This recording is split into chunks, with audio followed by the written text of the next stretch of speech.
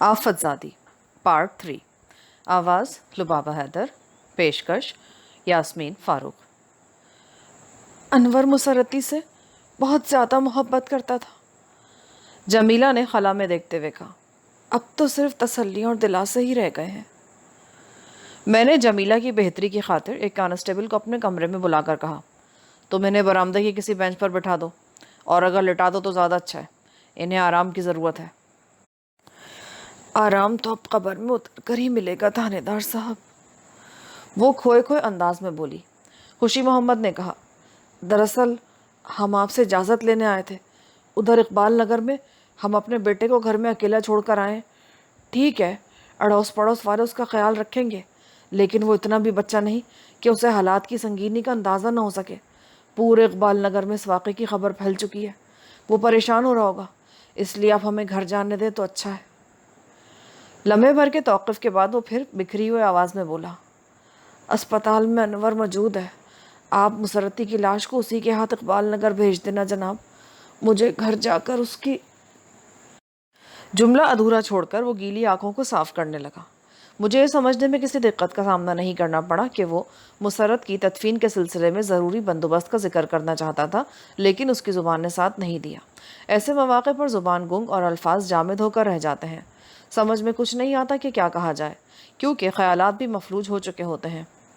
ٹھیک ہے، آپ لوگ اقبال نگر جا سکتے ہیں، لیکن 10 منٹ بعد۔ انہوں نے بیک وقت چونک کر میری طرف دیکھا۔ خوشی محمد نے الجھن زدہ لہجے میں پوچھا، 10 منٹ بعد کیوں جی؟ وہ اس لیے کہ اگر 10 منٹ تک تمہاری بیوی باہر کسی چوبی بینچ پر لیٹ کر آرام کر لے گی تو اقبال نگر تک کا سفر کرنے کے قابل ہو جائے گی۔ اس کی حالت مجھے ٹھیک نظر نہیں آ رہی، اور انہی 10 منٹ میں میں تم سے چند ضروری باتیں بھی کر لوں گا۔ ضروری باتوں کے ذکر پر اس نے سوالیہ نظر سے مجھے دیکھا، لیکن کچھ پوچھنے کے بجائے وہ اٹھ کھڑا ہوا۔ پھر کانسٹیبل کی رہنمائی میں وہ جمیلہ کو سہارا دے کر میرے کمرے سے باہر چلا گیا۔ تھوڑی دیر بعد وہ منتظر نگاہ کے ساتھ ایک مرتبہ پھر میرے سامنے بیٹھا تھا۔ اس وقت ہم دونوں کے سوا کمرے میں اور کوئی موجود نہیں تھا۔ خوشی محمد کی آنکھوں میں تیرتے ہوئے سوالات کو میں بخوبی سمجھ رہا تھا۔ خوشی محمد، یہ بات میں نے تمہیں کل شام بھی بتائی تھی کہ لڑکی کو قتل کرنے کے بعد نہر میں پھینکا گیا ہے، اور اتنی سمجھ تو تم میں ہے کہ کوئی کسی کو بلا وجہ قتل نہیں کرتا۔ مجھے جلد از جلد مسرت جبی کے قاتل تک پہنچنا ہے، اور اس سلسلے میں تم میری رہنمائی کرو گے۔ میں آپ کی کیا رہنمائی کر سکتا ہوں تھانے دار جی؟ خوشی محمد، انور کی شادی 2 سوا 2 ماہ پہلے ہوئی ہے، اور اس کی بیوی کو قتل کر دیا گیا ہے۔ یہ کارروائی ان دونوں میں سے کسی کے دشمن کی ہو سکتی ہے۔ تم بتاؤ گے ادھر ٹانڈا میں انور کی دشمنی کس سے ہے؟ انور تو بہت اچھا انسان ہے جناب، اس کی تو سب سے دوستی ہے، دشمنی تو کسی سے نہیں۔ میں یہ نہیں مان سکتا خوشی محمد، انسان کے جہاں 10 دوست ہوتے ہیں وہاں کوئی ایک آدھا دشمن بھی ہوتا ہے۔ جی میں اس بارے میں کچھ نہیں جانتا جناب۔ اپنے بارے میں تمہارا کیا خیال ہے؟ میں سمجھا نہیں۔ میرا مطلب یہ ہے کہ تمہیں اپنے دشمنوں کو تو بخوبی علم ہوگا نا، ممکن ہے اس دشمنی کا اثر تمہاری بیٹی پر پڑا ہو۔ ایسی کوئی بات نہیں تھانے دار صاحب، وہ پورے تیقن سے بولا۔ مسرتی کی شادی پر کوئی تم سے ناراض تو نہیں تھا؟ میں نے ایک اور امکانی سوال کیا۔ میں نے اس کی آنکھوں میں الجھن کے آثار نمودار ہوتے دیکھے تو جلدی سے وضاحت کر دی۔ خوشی محمد، دراصل میں یہ جاننا چاہتا ہوں، اقبال نگر میں کوئی اس بات پر ناخوش تو نہیں تھا کہ مسرت کی شادی انور سے کیوں ہو رہی ہے؟ نہیں جی، بالکل نہیں، پورے گاؤں نے مسرتی کی شادی میں بڑھ چڑھ کر حصہ لیا تھا، ہر کوئی بہت خوش تھا، سب مجھے مبارکیاں دے رہے تھے۔ اور ادھر ٹانڈا کی صورتحال کیا تھی؟ وہاں بھی سب لوگ انور کی مسرت سے شادی پر خوش تھے؟ میں وہاں کے ایک ایک بندے کے دل کا حال تو نہیں جانتا تھانے دار صاحب، لیکن ایسی کوئی ناپسندیدگی دیکھنے یا سننے میں تو نہیں آئی۔ میں نے سوالات کا زاویہ تبدیل کرتے ہوئے کہا، جب تم کل رات ٹانڈا پہنچے تو وہاں کی صورتحال کیا تھی؟ جب میں وہاں پہنچا تو انور گھر سے نکلنے ہی والا تھا۔ میں نے پوچھا، تم رات کو کہاں جا رہے ہو؟ تو اس نے تشویش بھرے لہجے میں بتایا کہ وہ اقبال نگر ہی آ رہا تھا۔ میں آپ کی زبان سے ایک بری خبر سننے کے بعد گھر سے نکلا تھا۔ جب انور کے انداز میں بھی گڑبڑ محسوس کی تو میں اس سے پوچھے بنا رہ نہ سکا، خیریت تو انور پتر، تم اس افراتفری میں کیوں ہو؟ اس نے بھرائی ہوئی آواز میں مجھے بتایا کہ وہ صبح مسرتی کو صحیح سلامت گھر میں چھوڑ کر چک چونتی گیا تھا۔ جب وہ شام میں واپس ٹانڈا پہنچا تو مسرتی گھر میں موجود نہیں تھی۔ اس نے اڑوس پڑوس حتیٰ کہ گاؤں کے ایک ایک بندے بشر سے اپنی بیوی کے بارے میں پوچھ لیا، لیکن کسی کو مسرتی کے بارے میں کوئی خیر خبر نہیں تھی۔ ٹانڈا ایک چھوٹا سا گاؤں ہے، بمشکل 20-25 گھر ہوں گے۔ اس تلاش و جستجو میں انور کو مسرتی تو کہیں نہ ملی، پر پورے گاؤں کو اس بات کی خبر ہو گئی کہ انور کی گھر والی اچانک غائب ہو گئی ہے۔ اس صورتحال نے انور کو اور بھی پریشان کر دیا۔ ہر کوئی اس کی پریشانی میں اضافہ کرنے کے لیے پوچھ رہا تھا، انور، وہ تیری نئی رویلی دلہن کہاں چلی گئی؟ جب نوکیلے اور چپتے سوالات کا سلسلہ اس کی برداشت سے باہر ہو گیا تو اس نے اقبال نگر آنے کا فیصلہ کیا۔ وہ گھر سے نکلنے والا تھا کہ میں وہاں پہنچا۔ میں نے اسے اقبال نگر اور موضع نوشاہی کی صورتحال سے آگاہ کیا۔ اس نے مجھے ٹانڈا کے تازہ ترین اور پریشان کن حالات کی خبر دی۔ پھر ہم پہلی فرصت میں اقبال نگر آ گئے۔ رات اتنی زیادہ ہو گئی تھی کہ آپ کے پاس نوشاہی اس وقت نہ آ سکے۔ رات کے باقی حصے میں ہم نے ہر دل دکھا دینے والے زاویے پر بات چیت کی اور صبح کی اذان کے بعد گھر سے نکل آئے۔ ابھی سورج طلوع ہوئے چند ہی منٹ گزرے تھے کہ ہم نوشاہی پہنچ گئے۔ خوشی محمد نے طویل وضاحتی بیان ختم کیا تو میں گہری سوچ میں ڈوب گیا۔ اس نے حالات کا جو نقشہ کھینچا تھا وہ باتیں اسے انور کی زبانی پتہ چلی تھیں۔ ٹانڈا میں پیش آنے والے واقعات کے بارے میں جاننے کے لیے انور کا ایک بھرپور انٹرویو بہت ضروری تھا، اور یہ اسی وقت ممکن تھا جب وہ ہوش میں آ جاتا۔ میں نے خوشی محمد سے 2-4 ضمنی سوالات کیے اور ان میاں بیوی کو اقبال نگر جانے کی اجازت دے دی۔ انہیں تھانے سے نکلے بمشکل آدھا گھنٹہ ہوا ہوگا کہ انور وہاں پہنچ گیا۔ اسے فوراً میرے کمرے میں پہنچا دیا گیا۔ میں نے حیرت بھری نظر سے اسے دیکھا۔ انور، اب تمہاری طبیعت کیسی ہے؟ ٹھیک ہوں جی، اب برداشت تو کرنا ہی پڑے گا، وہ کمزور سے لہجے میں بولا۔ وہ صبح کی بنسبت بڑی حد تک سنبھلا ہوا تھا۔ مجھے یوں محسوس ہوا اس نے حقیقت پسندی کا مظاہرہ کرتے ہوئے بہت جلد حالات سے سمجھوتا کر لیا ہے۔ بعض لوگ واقعی ایسے مضبوط اعصاب کے مالک ہوتے ہیں جنہیں ہنگامی حالات سے باہر نکلنے میں زیادہ وقت نہیں لگتا، اور بعض ایسے بھی ہوتے ہیں جنہیں کسی صدمے سے سنبھلنے کے لیے ایک عمر بھی ناکافی ہوتی ہے۔ تم تو ادھر اسپتال میں تھے، وہاں کی کیا خبریں ہیں؟ میں نے بغور اس کے چہرے کا جائزہ لیتے ہوئے پوچھا۔ اسپتال کا عملہ اچھا نہیں ہے جی، وہ قدرے برہمی سے بولا۔ کیوں؟ تم ایسی بات کیوں کر رہے ہو؟ میں نے ہوش میں آنے کے بعد دوبارہ اپنی بیوی کو دیکھنے کے لیے ان سے کہا، لیکن انہوں نے میری بات ماننے سے صاف انکار کر دیا۔ وہاں آپ کا سپاہی بھی موجود تھا۔ میں نے منت کر کے اسے سفارش کرانے کی کوشش کی، مگر انہوں نے ایک نہ سنی، صرف اتنا کہتے بات ختم کر دی کہ یہ ناممکن ہے۔ یہ تو کوئی اصول نہ ہوا جی، میں مسرتی کا خاوند ہوں، اس کا محرم ہوں، اور وہ مجھے اس سے ملنے نہیں دے رہے۔ تنگ آ کر میں نے پوچھ لیا کہ وہ پوسٹ مارٹم شدہ لاش کب دیں گے؟ انہوں نے بڑی رکھائی سے جواب دیا، یہ ہم تمہیں نہیں بتا سکتے، تم تھانے سے لاش وصول کر دینا۔ میں نے آخرکار یہی فیصلہ کیا کہ جب وہ میری کوئی بات بھی ماننے کو تیار نہیں تو پھر اسپتال میں پہرا لگا کر بیٹھنے سے کیا فائدہ؟ تھانے چل کر خوشی محمد اور جمیلہ چاچی کا دکھ ہی بانٹتا ہوں، لیکن وہ دونوں تو مجھے یہاں کہیں نظر نہیں آ رہے۔ وہ بات ختم کرتے ہی سوالیہ نظر سے مجھے تکنے لگا۔ دیکھو انور، اسپتال والوں نے تمہارے ساتھ کوئی زیادتی کی ہے اور نہ ہی انہوں نے تمہیں کسی برے سلوک سے گزارا ہے۔ انہوں نے وہی کیا جو ان کا فرض بنتا تھا۔ اگر غور سے تم اپنے حالات کا جائزہ لو تو تمہیں اچھی طرح یہ محسوس ہوگا کہ تم مسرتی کے خاوند تھے، اب نہیں ہو، اور یہ کہ اس کی موت طبعی نہیں ہوئی بلکہ اسے باقاعدہ قتل کرنے کے بعد نہر میں پھینکا گیا ہے، لہٰذا اس کی لاش کو پوسٹ مارٹم کے لیے اسپتال بھجوایا گیا۔ آج صبح میں تمہارے ساتھ تھا، اس لیے میری درخواست پر انہوں نے تمہیں لاش کے چہرے کی ایک جھلک دکھا دی تھی، ورنہ یہ بھی ممکن نہیں تھا۔ اور جہاں تک خوشی محمد اور جمیلہ کا تعلق ہے تو وہ دونوں مجھ سے اجازت دے کر اقبال نگر گئے ہیں۔ جب مسرتی کی پوسٹ مارٹم شدہ لاش تھانے آئے گی تو میں لاش کی وصولی کے لیے انہیں یہاں بلوا لوں گا۔ وہ یکلخت اٹھ کر کھڑا ہو گیا۔ کیا ہوا؟ کچھ نہیں، میں بھی اقبال نگر ہی جا رہا ہوں۔ جب چاچا اور چاچی یہاں نہیں ہیں تو میں یہاں بیٹھ کر کیا کروں گا؟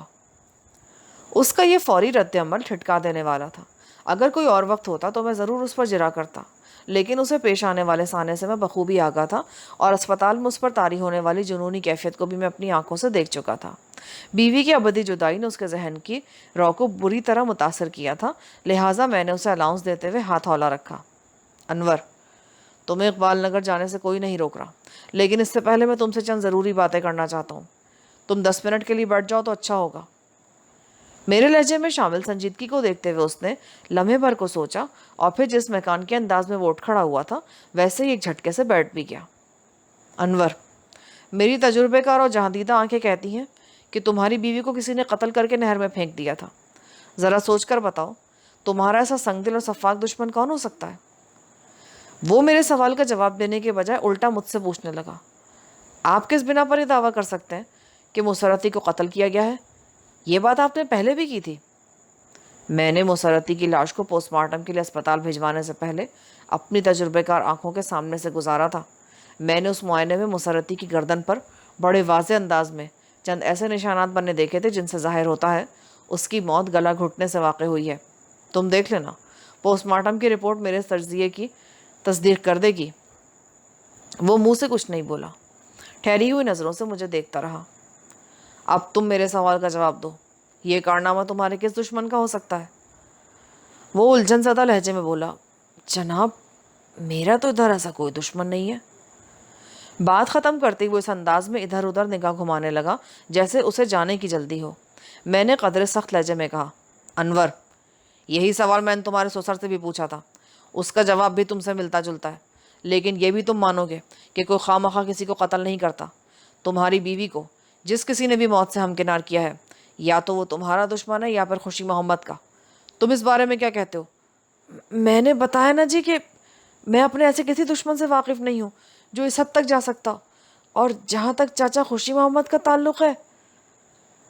ایک اچٹتی سی نگاہ کمرے کے دروازے پر اس نے ڈالی، پھر بھررائی ہوئی آواز میں بولا، چاچا خوشی محمد بھی ایک سیدھا سادہ اور شریف آدمی ہے جی، میں نے آج تک اسے کسی شخص سے لڑائی جھگڑا کرتے نہیں دیکھا۔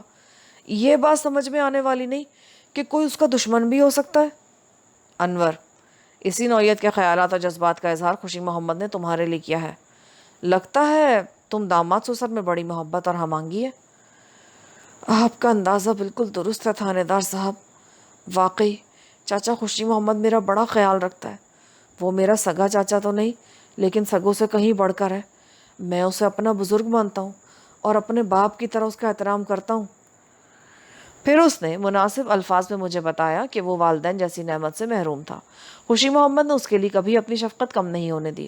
بہت سے لوگوں نے اسے منع کیا کہ مسرتی کی شادی مجھ سے نہ کرے، لیکن اس نے کسی کی نہیں مانی اور یہ شادی ہو گئی۔ اتنا اچھا سلوک تو لوگ اپنے سگے سے بھی نہیں کرتے۔ اس کی ایک بات نے مجھے چونکا دیا اور میں ذہن میں ابھرنے والے سوال کو اس کے سامنے لائے بنا نہ رہ سکا۔ یہ تم نے کیا بتایا ہے کہ بہت سے لوگوں نے اس شادی کی مخالفت کی تھی؟ اس بات میں کسی شک و شبے کی گنجائش تلاش کرنا ممکن نہیں تھا کہ مسرتی کو قتل کیا گیا تھا۔ اب یہ بھی طے تھا کہ ایسا کام یا تو انور کا کوئی دشمن کر سکتا تھا یا مسرتی کا، اور یا پھر ان دونوں کی شادی کا کوئی دشمن۔ ابھی انور نے کچھ اس انداز میں بات کی کہ میرا چونک جانا لازم ہو گیا تھا۔ میرے سوال کا جواب دیتے ہوئے اس نے کہا، وہ تھانے دار صاحب، بات دراصل یہ ہے کہ میں کنوارا نہیں تھا۔ چند سال قبل میری شادی ہوئی تھی جو کسی بھی وجہ سے ناکام ہو گئی۔ اسی بات کو بنیاد بنا کر لوگ خوشی محمد کو مشورے دے رہے تھے کہ مسرتی کو ایک سے ایک رشتہ مل جائے گا، وہ مجھ سے کیوں اس کی شادی کر رہا ہے؟ میں نے اسی مخالفت کی بات کی ہے، آپ اسے دشمنی وغیرہ نہ سمجھیں۔ تھانے دار صاحب، ویسے اس بات میں کوئی شک نہیں کہ مسرتی کو ایک سے بڑھ کر ایک رشتہ مل سکتا تھا۔ یہ تو چاچا کی محبت اور مہربانی ہے کہ اس نے میرے حق میں فیصلہ کیا، لیکن میں ہی بدقسمت ہوں کہ مسرتی کا پائیدار ثابت نہیں ہوا۔ وہ مجھے چھوڑ کے چلی گئی۔ وہ دونوں ہاتھوں کی مٹھیوں کو بڑے اضطراری انداز میں کھول بند کرنے لگا۔ مجھے یوں محسوس ہوا جیسے دوبارہ اس پر وہی جنونی کیفیت طاری ہونے والی ہے۔ ذہن میں ایک خیال تو یہ آیا کہ میں سوالات کے سلسلے کو موقوف کر کے اسے جانے دوں، لیکن پھر ایک دوسرے پیشہ ورانہ خیال نے پہلے خیال کا سر کچل دیا۔ ابھی انور سے بہت کچھ پوچھنا باقی تھا۔ مجھے یوں محسوس ہو رہا تھا جیسے میں قاتل تک رہنمائی کرنے والے راستے پر قدم رکھنے ہی والا ہوں۔ یہاں سے واپس پلٹنا درست نہیں تھا۔ میں چند لمحات تک بڑی گہری نظر سے انور کے چہرے پر نمودار ہونے والے تاثرات کا جائزہ لیتا رہا۔ جب مجھے ایسا لگا کہ وہ جنونی کیفیت کی جانب بڑھنے کے بجائے نارمل ہو رہا ہے تو میں نے ملائم لہجے میں اس سے پوچھا، انور، تمہاری باتوں سے میں نے اندازہ لگایا ہے کہ شادی سے پہلے بھی تمہارا خوشی محمد کے گھر آنا جانا تھا۔ تم لوگوں کے بڑے گہرے تعلقات تھے، وہ تمہارے بارے میں اور تم ان کے بارے میں چھوٹی سے چھوٹی بات سے بھی واقف تھے۔ تمہاری زبانی مجھے پتہ چلا کہ مسرت کے لیے ایک سے بڑھ کر ایک رشتہ موجود تھا۔ وہ پوری بات توجہ سے سن رہا تھا۔ میں نے محسوس کیا کہ اب وہ نارمل ہو چکا تھا، لہٰذا بات کو آگے بڑھاتے ہوئے میں نے پوچھا، انور، ذرا سوچ کر بتاؤ، مسرتی کے لیے اور کسی کا رشتہ بھی آیا تھا؟ جو خوشی محمد نے منظور نہ کیا ہو؟ اس سلسلے میں مجھے تو زیادہ نہیں پتا، وہ سوچنے والے انداز میں بولا، لیکن سنا ہے مشتاق مسرتی سے شادی کرنے کا خواہش مند تھا۔ اس نے باقاعدہ رشتہ بھیجا بھی تھا یا نہیں، اس بارے میں کچھ نہیں جانتا۔ میرے تجسس کو قدرے ہوا ملی۔ یہ مشتاق کون ہے؟ دراصل مجھے بھی کسی ایسے شخص کی تلاش تھی جس کی مسرتی یا انور سے کوئی عداوت ثابت ہوتی ہو۔ اس نقطے تک پہنچے بغیر میں مسرتی کے قاتل کا سراغ نہیں لگا سکتا تھا، اور جب تک قاتل ہتھے نہ چڑھ جاتا یہ کیس حل نہیں ہو سکتا تھا۔ انور نے سوال کا جواب دیا، وہ مشتاق جی در اقبال نگر کے رہنے والا ہے، سنا اس کا باپ طفیل احمد زمیندارہ کرتا ہے، یہ لوگ خاصا سودہ حال اور کھاتے پیتے ہیں۔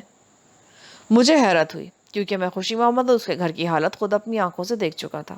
اس نے اگر ایک خوشحال زمیندار کے بیٹے کا رشتہ منظور نہیں کیا تھا تو اس کے پیچھے کوئی نہ کوئی بات ہوگی۔ میں نے انور سے پوچھا، کیا طفیل احمد کے بیٹے میں کوئی بڑا عیب تھا جو خوشی محمد نے رشتے سے صاف انکار کر دیا؟ میرا مطلب ہے، کیا مشتاق لولا لنگڑا تھا یا گونگا بہرا؟ اس میں کوئی جسمانی عیب تو نہیں تھا جناب، انور نے ہچکچاہٹ آمیز لہجے میں بتایا، پر سننے میں آیا ہے کہ اس کا کردار تسلی بخش نہیں تھا۔ وہ ایک بگڑا ہوا اور آوارہ آدمی ہے۔ اس کی حرکتوں کو دیکھتے ہوئی خوشی محمد نے اس رشتے سے انکار کر دیا تھا۔ اگر مشتاق کے کرتوت ایسے ہیں تو خوشی محمد نے اسے اپنا داماد نہ بنانے کا فیصلہ کر کے بڑی عقل مندی کا ثبوت دیا تھا۔ انور نے میری بات سنی اور ایک مرتبہ پھر اس انداز میں دروازے کی طرف دیکھنے لگا جیسے اسے جانے کی بہت جلدی ہو۔ میں نے اپنے ذہن میں مشتاق کے نام پر ایک سرخ دائرہ لگایا اور انور سے سوال کیا، مجھے تمہارے چاچا سسر نے بتایا کہ کل صبح تم اپنی بیوی کو گھر میں اکیلا چھوڑ کر چک 34 گئے تھے، اور شام کو جب واپس آئے تو مسرتی گھر میں موجود نہیں تھی۔ اس کے بعد ہی تم اسے ادھر ادھر تلاش کرنے لگے۔ کیا تمہارے گھر میں کوئی اور نہیں رہتا؟ نہیں جناب، والدین کے انتقال کے بارے میں تو میں آپ کو بتا چکا ہوں۔ پہلے تو میں بالکل ہی اکیلا تھا، شادی کے بعد مسرتی میری زندگی میں آ گئی، ہم دونوں کے سوا اس گھر میں اور کوئی نہیں رہتا تھا، اور اب مجھے تنہا ہی رہنا ہوگا۔ انور، آج 7 تاریخ ہے، پچھلے دن 6 مئی تھی، تم کل کتنے بجے گھر سے نکلے تھے؟ میں کل ناشتہ وغیرہ کر کے ہی گھر سے روانہ ہوا تھا، اور مسرتی سے کہا تھا شام سے پہلے ہی واپس آ جاؤں گا۔ اس نے کہا مجھے بھی ساتھ لے چلو۔ میں نے کہا یہ مناسب نہیں ہے، میں وہاں اپنے ایک دوست سے ملنے جا رہا ہوں، اگر اکیلے گھر میں تمہیں ڈر محسوس ہو رہا ہے تو تمہیں اقبال نگر چھوڑتا ہوا چلا جاتا ہوں۔ وہ بولی، ڈر والی کوئی بات نہیں، میں ابھی 4 دن پہلے تو اقبال نگر سے واپس آئی ہوں، اتنی جلدی میں کے جانا اچھا نہیں لگتا، تم بے فکر ہو کر جاؤ، میں رہ لوں گی۔ اور میں بے فکر ہو کر چلا گیا تھا۔ آخری جملہ ادا کر کے وہ چپ ہو گیا، اس کے چہرے سے افسردگی ٹپکتی تھی۔ تم کون سے چک 34 گئے تھے؟ میری معلومات کے مطابق اس ضلع میں 2 چک 34 تھے، انور نے میرے سوال کے جواب میں بتایا۔ میں چک 34 شمال ہی گیا تھا۔ وہاں تم اپنے کس دوست سے ملنے گئے تھے؟ میرے دوست کا نام چودھری صغیر گھمن ہے۔ کیا یہ صغیر گھمن اس بات کی گواہی دے گا کہ تم 6 مئی کو اس سے ملنے چک 34 شمالی گئے تھے، جو موزہ ٹانڈا سے 10 میل کے فاصلے پر شمال میں واقع ہے؟ کیوں نہیں گواہی دے گا جناب، صغیر گھمن میرا دوست ہے اور میں واقعی اس سے ملنے گیا تھا۔ آپ مجھ سے اس قسم کے بے اعتباری والے سوال کیوں پوچھ رہے ہیں جناب؟ بات اعتبار و بے اعتباری کی نہیں انور، شاید تمہیں معلوم نہیں، پولیس کی تفتیشی گاڑی شک کے پیٹرول سے چلتی ہے۔ میں تو سیدھا تمہاری بیوی کے قاتل تک پہنچنا چاہتا ہوں، اسی لیے ہر شخص کو ہر زاویے سے گھس کر دیکھنے کی کوشش کر رہا ہوں، تاکہ مجھے کوئی ایسا اشارہ مل جائے جس کا ہاتھ تھام کر میں قاتل کی گردن تک پہنچ سکوں۔ میرے ان تفتیشی سوالات سے تمہیں پریشان ہونے کی ضرورت نہیں ہے۔ اگر تم نے کوئی جرم نہیں کیا تو تمہارا ایک بال بھی باقی نہیں ہوگا۔ تم دیکھ لینا، میں مشتاق اور صغیر گھمن سے بھی اسی قسم کے سوالات کروں گا، اور ہر اس شخص سے بھی جو میری تفتیش کے راستے میں آئے گا۔ وہ یقین اور بے یقینی کی ملی جلی کیفیت میں مبتلا مجھے دیکھتا چلا گیا۔ تم نے چک 34 تک جانے کے لیے سواری کون سی استعمال کی تھی؟ میں اپنے مشکی گھوڑے پر بیٹھ کر وہاں گیا تھا۔ مزید چند سوالات کے بعد میں نے انور کی جان چھوڑ دی۔ اس نے ایک اطمینان بھرا سانس خارج کرتے ہوئے اجازت طلب لہجے میں مجھ سے پوچھا، اب تو میں جا سکتا ہوں نا جی؟ ٹھیک ہے، چلے جاؤ، مگر اقبال نگر میں موجود رہنا۔ جیسے ہی تھانے سے کوئی پیغام پہنچے اپنے ساس سسر کے ساتھ تم بھی آ جانا یہاں پر۔ پیغام سے میری مراد ہے کوئی اہم اطلاع۔ مسرتی کی لاش جیسے اسپتال سے یہاں آئے گی میں تم لوگوں کو مطلع کر دوں گا۔ تم لاش وصول کرنے کے لیے میرے پاس آ جانا۔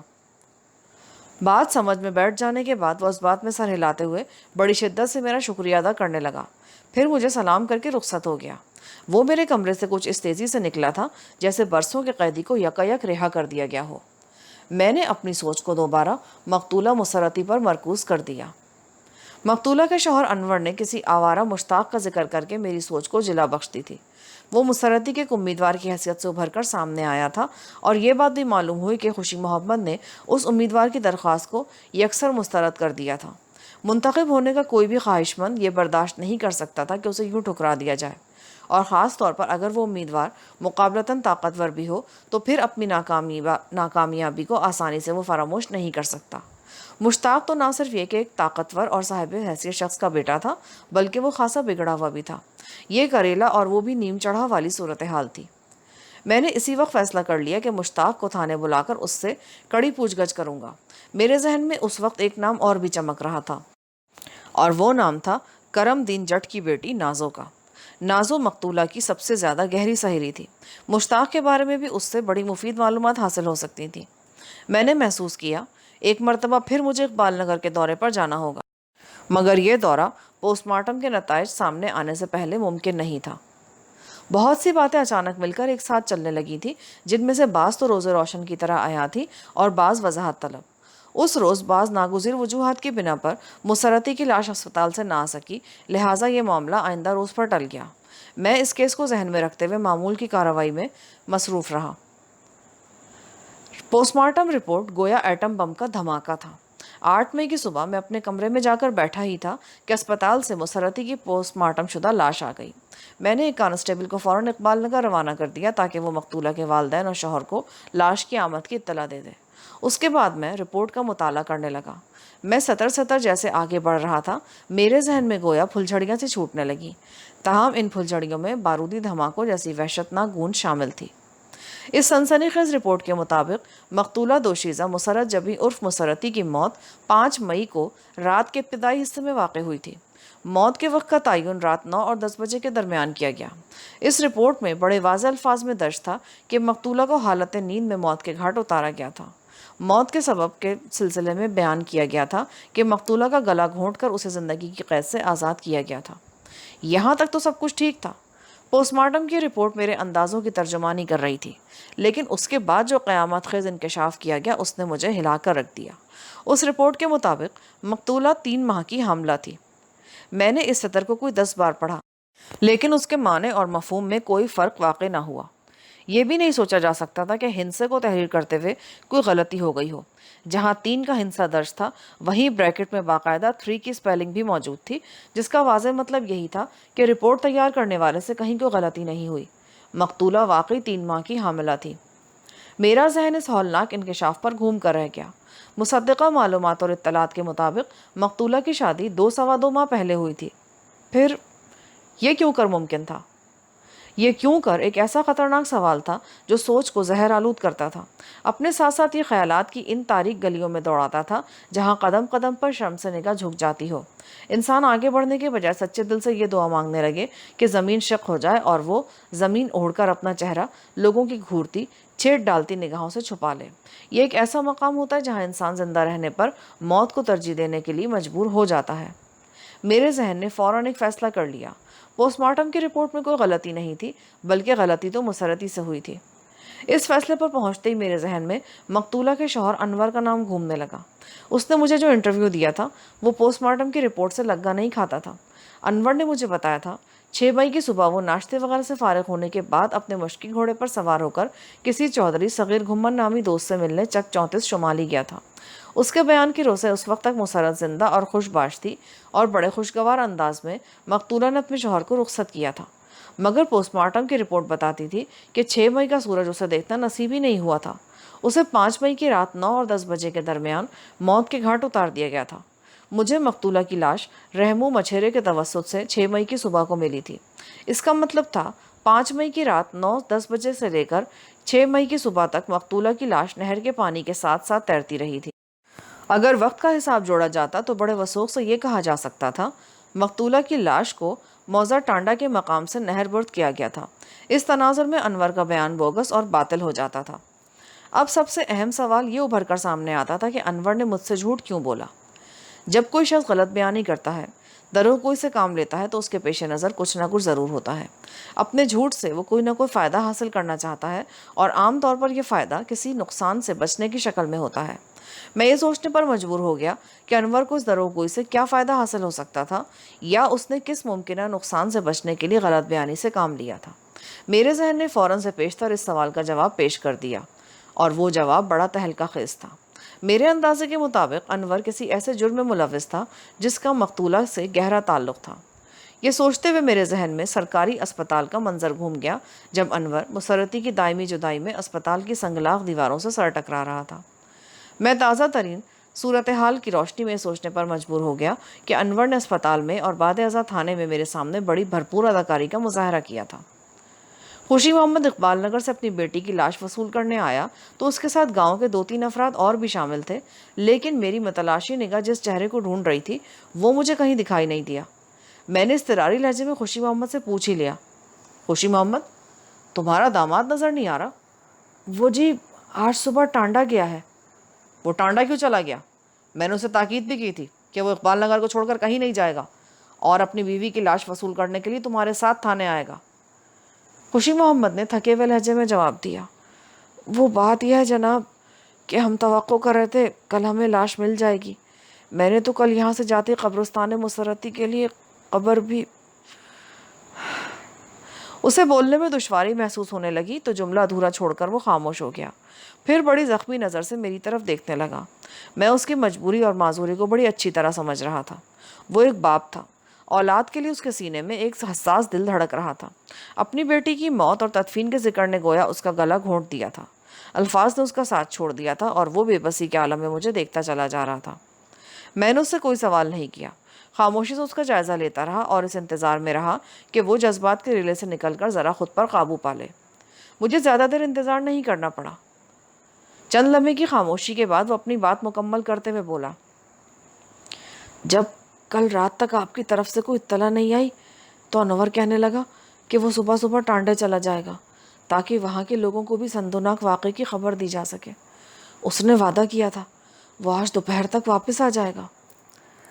میں نے پوری توجہ سے اس کی بات سنی اور کسی جرا بحث کی ضرورت محسوس نہیں کی، اور نہ ہی اسے پوسٹ مارٹم رپورٹ کے خطرناک پہلوؤں سے آگاہ کرنے کی کوشش کی۔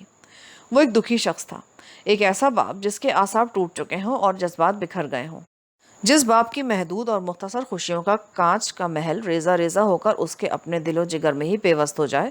اس سے حساس موضوع پر بات کرنے سے احتراز برتنا چاہیے، تاوقت یہ کہ وہ جذباتی صدمے سے مکمل طور پر باہر نہ آ جائے۔ میں نے ضروری قانونی کاغذی کارروائی مکمل کر کے لاش خوشی محمد کے حوالے کر دی۔ پھر جب وہ تھانے سے جانے لگا تو میں نے پوسٹ مارٹم رپورٹ کے حوالے سے اسے صرف اتنا بتایا، خوشی محمد، میرا یہ شک سچ ثابت ہو گیا ہے کہ تمہاری بیٹی کو باقاعدہ قتل کر کے نہر میں پھینکا گیا تھا۔ پوسٹ مارٹم رپورٹ نے اس بات کی تصدیق کی ہے کہ مسرتی کی موت گلا گھونٹنے سے واقع ہوئی ہے۔ وہ جذبات سے لبریز کپکپاتی آواز میں بولا، کون ہے وہ مردود جس نے میری پیاری بیٹی کو موت کے حوالے کیا؟ اس سفاک اور بے رحم شخص کو میں 24 گھنٹے کے اندر ڈھونڈ نکالوں گا۔ میں بڑی شدت سے مسرتی کے قاتل کو تلاش کر رہا ہوں۔ تم امید رکھو، بہت جلد میرا ہاتھ اس کی گردن پر ہوگا۔ وہ ٹوٹے ہوئے لہجے میں میرا شکریہ ادا کر کے رخصت ہو گیا۔ اس کے جانے کے بعد میں نے ASI نوشاد کو اپنے کمرے میں بلایا اور اسے موزہ ٹانڈا روانہ کرنے کے لیے تفصیلات سے آگاہ کرنے لگا۔ میرے حکم کے مطابق اسے انور کو ہر حال میں گرفتار کر کے میرے پاس لانا تھا۔ میں نے 2 کانسٹیبل مقصود اور مظفر کو بھی اس کے ساتھ کر دیا، اور 3 افراد کی اس ٹیم کو خصوصی ہدایت کر دی کہ وہ آج شام سے پہلے پہلے انور کو گرفتار کر کے تھانے پہنچا دیں۔ ان کے جانے کے بعد میں بھی حرکت میں آ گیا۔ خوشی محمد کی زبانی مجھے معلوم ہو چکا تھا کہ انور دوپہر تک اقبال نگر آ جائے گا۔ اقبال نگر سے ٹانڈا اور ٹانڈا سے اقبال نگر آنے جانے کے لیے ایک ہی راستہ مستعمل تھا۔ زیادہ امید اس بات کی تھی کہ میری بھیجی ہوئی ٹیم کو وہ راستے میں ہی کہیں نظر آ جائے گا۔ نوشاد، مقصود اور مظفر اس کی صورت سے آشنا تھے، لہٰذا ان کے لیے کوئی مشکلات نہ تھی، مگر میں اسی پر قناعت کر کے نہیں بیٹھ سکتا تھا۔ میں نے کانسٹیبل عارف کو ایک مرتبہ پھر اپنے ساتھ لیا اور اقبال نگر پہنچ گیا۔ میں نے اقبال نگر میں قدم رکھنے کے بعد خوشی محمد کو ٹچ کیا اور نہ ہی اس کے گھر کا رخ کیا، بلکہ نہایت خفیہ انداز میں چودھری سرور کی حویلی پہنچ گیا۔ چودھری نے حسب معمول میرا پرتپاک استقبال کیا اور اس کیس کے حوالے سے مختلف سوالات کرنے لگا جس پر آج کل میں کام کر رہا تھا، یعنی مسرت مرڈر کیس۔ یہاں پر پارٹ 3 کا اختتام ہوتا ہے، لیکن مسرتی کا قاتل تب تک گرفتار نہیں ہوا۔ وہ ہو کون سکتا ہے، انور یا مشتاق؟ یہ جاننے کے لیے پارٹ 4 سماعت فرمائیں۔